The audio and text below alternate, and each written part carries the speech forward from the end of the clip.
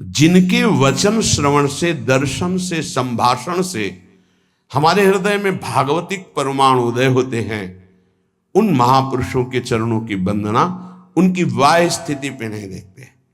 हो सकता है सोने चांदी के सिंहासन पर बैठे हो, छत्र हो, चंवर डुल रहा हो, और स्थिति ब्रह्माकार है, स्थिति भगवदाकार है, कैसे पता चलेगा? परशुराम जो आचार्य जी थे,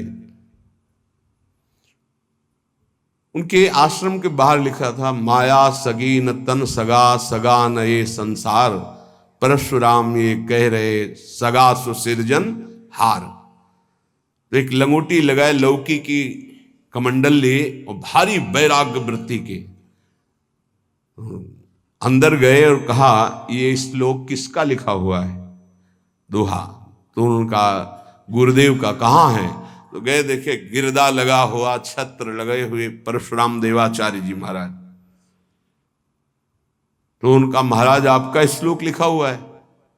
बोले हाँ। तो बोले केवल लिखा हुआ है या है आप में?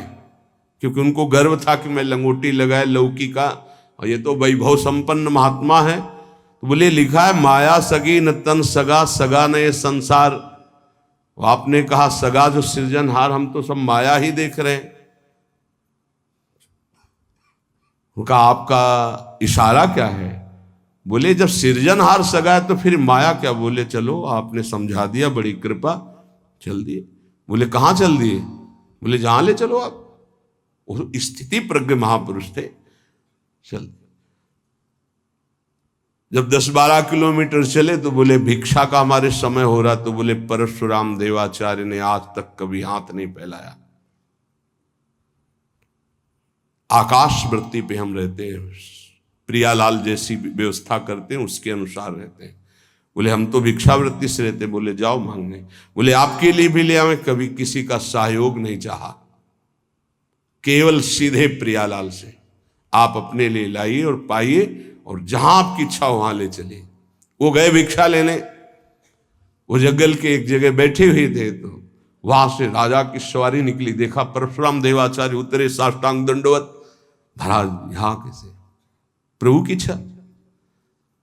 बड़े सौभाग्य की हम तो भगवान की असीम कृपा मानते हैं कि आपके दर्शन। हमारी इच्छा है कि हम कुछ राजभोग तैयार करवाते हैं, जैसी हरि की इच्छा। देर न लगी, वहां रसोईया लग गए, कढ़ाइयां। महाराज अगर यहां आप विश्राम करें, बस इशारा हो जाए तो जैसी हरि इच्छा, खुदाई शुरू। आश्रम निर्माण की नींव के लिए खुदाई शुरू, कढ़ाई चढ़ गई, बनना शुरू हो गया। वो संत आए 1 घंटे बाद, वहां देखा।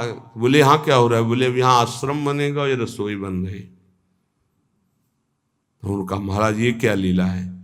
तो बोले तुम जिस वैराग्य के अहम वृत्ति को धारण किए हो, उस अहम वृत्ति का त्याग करो। वैराग्य का तात्पर्य होता है राग रहित, स्पृहा रहित होना।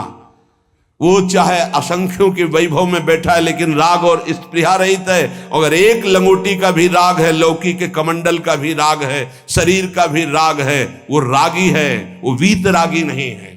वीतराग की स्थिति को समझना बड़ा